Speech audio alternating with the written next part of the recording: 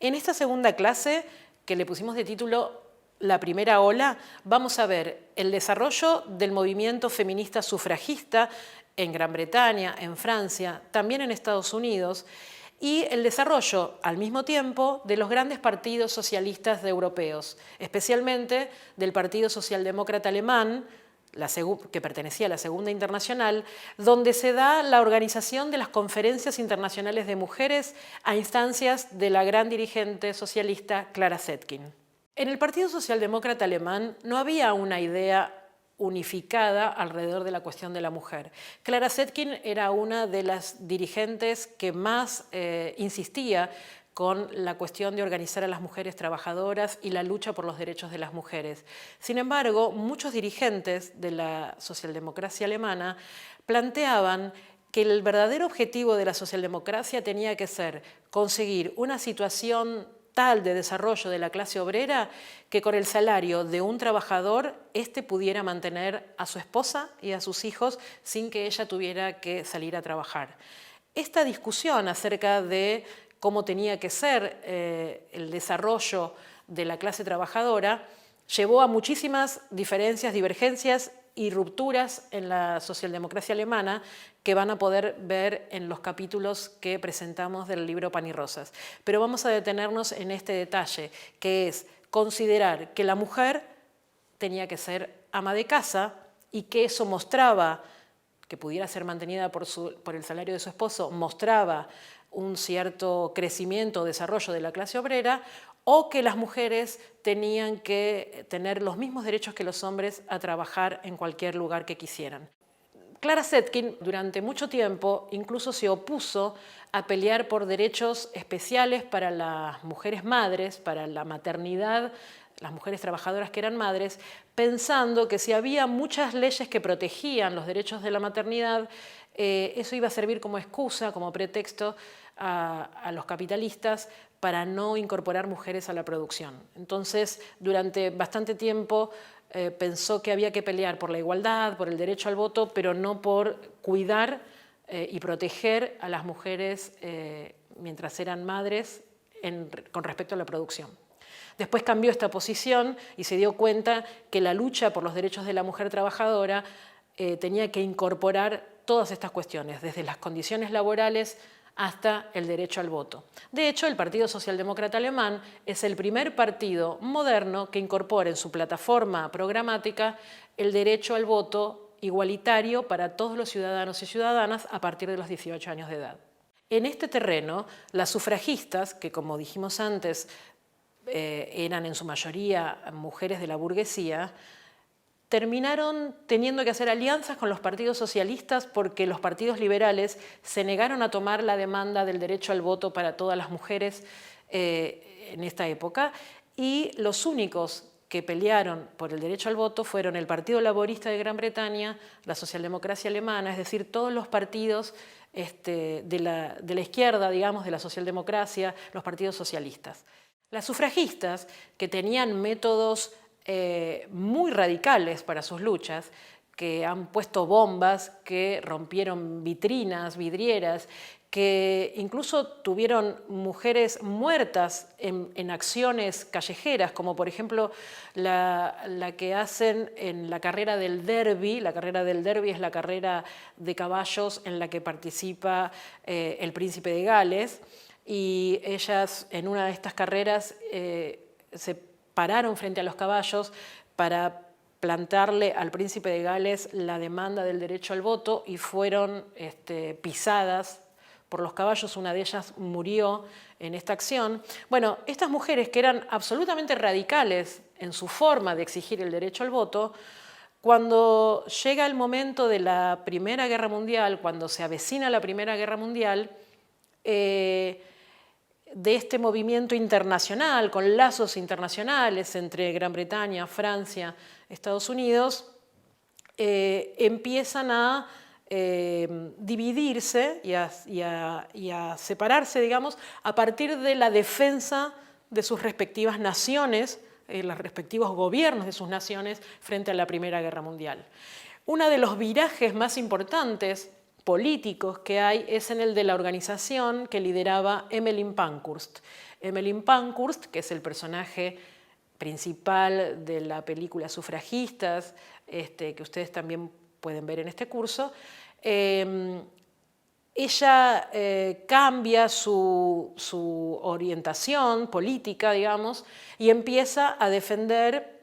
al gobierno británico en la Primera Guerra Mundial. Por lo tanto, le da un viraje a la exigencia del derecho al voto, transformándolo en una demanda que decía rights to serve, es decir, derechos, exigimos derechos para poder servir, es decir, para poder servir a la patria en esta guerra. O sea, la forma de reclamar el derecho al voto pasó a ser un reclamo ligado a a cómo las mujeres podían colaborar en esta guerra con el gobierno, si tenían el derecho al voto. En esta situación, entonces, va a surgir una escisión de su organización liderada por su hija, Sylvia Pankhurst. De Sylvia Pankhurst van a poder encontrarse en esta clase con un texto de Celeste Murillo, donde cuenta la historia de esta hija comunista que tiene la sufragista Emmeline Pankhurst. Sylvia Pankhurst viaja a Rusia a conocer en sus primeros años la revolución de 1917 y vuelve convertida en una comunista que se va a dedicar a organizar a las mujeres trabajadoras de Londres por el derecho al voto, pero también por todos sus derechos como clase. En tanto, las mujeres socialistas son las primeras en declararle guerra a la guerra. Esta consigna, que estuvo pensada por Clara Zetkin y Rosa Luxemburgo, surge en una de las reuniones, de las conferencias internacionales de mujeres socialistas que organizaba Clara Zetkin desde hacía varios años. En la conferencia de 1910, que se realizó en la ciudad de Copenhague, en Dinamarca, es donde Clara Zetkin presenta, junto con otra delegada alemana, la propuesta de que se festejara, se conmemorara en todo el mundo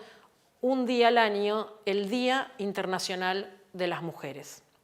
Contrariamente a lo que se supone o a lo que se repite muchas veces, ella habló del Día Internacional de las Mujeres. No hizo referencia específicamente a las mujeres trabajadoras. ¿Por qué? Porque lo que planteaba era que todos los partidos socialistas del mundo ese día tenían que conmemorar, celebrar, exigir y luchar por el derecho al voto de las mujeres. Lo que veía era que mientras las mujeres eran cada vez más incorporadas a la producción, es decir, a una cierta igualdad con los hombres en cuanto a su explotación, carecían de los derechos políticos que ya tenían los hombres. Entonces, esta desigualdad entre ser iguales para ser explotados, pero no tener los mismos derechos civiles o derechos políticos, hicieron que ella planteara la necesidad de que los partidos socialistas fueran los más abanderados en pelear por los derechos políticos de las mujeres. Esta conmemoración allí no se afirmó, digamos, que tenía que ser el 8 de marzo, pero se dejó abierto a que todos los países que adhirieran lo hicieran en el día que quisieran. Finalmente, en Rusia se empezó a conmemorar 1913 el 8 de marzo como el Día Internacional de las Mujeres. Esto lo hacían los del Partido Obrero Socialdemócrata Ruso, siguiendo la sugerencia de Clara Zetkin en esta conferencia de 1910. La Primera Guerra Mundial trae a las mujeres muchas contradicciones, digamos, ¿no? Por un lado, el hambre, la miseria provocada por la guerra, la escasez y los hombres en el frente, por lo tanto las mujeres en una situación de hacerse cargo de sus hogares y de sus hijos solas por primera vez. También permitió que las mujeres se incorporaran a ramas de la producción en las que antiguamente no participaban, sobre todo en la industria pesada, en el manejo de los ferrocarriles, es decir, un mundo absolutamente nuevo para las mujeres, dada la escasez de hombres que estaban en el frente. Esta combinación entonces de mujeres que acceden al mundo extradoméstico, digamos, al mundo de la producción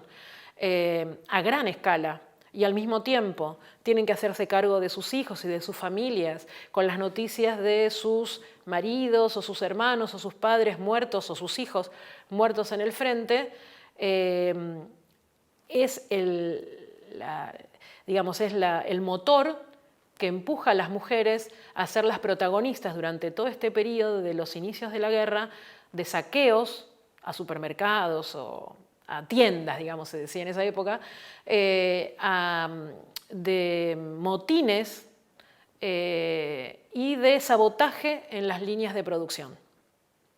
Esta situación es advertida rápidamente por Clara Zetkin como una situación que va a permitir que las mujeres cumplan un papel muy radical y muy revolucionario en este periodo, y por eso ella se centra en el objetivo de organizar a estas mujeres trabajadoras, porque dice que ellas probablemente puedan ser la chispa que va a encender la llama, como después se demostró en lo que vamos a ver en la siguiente clase, que es la Revolución Rusa.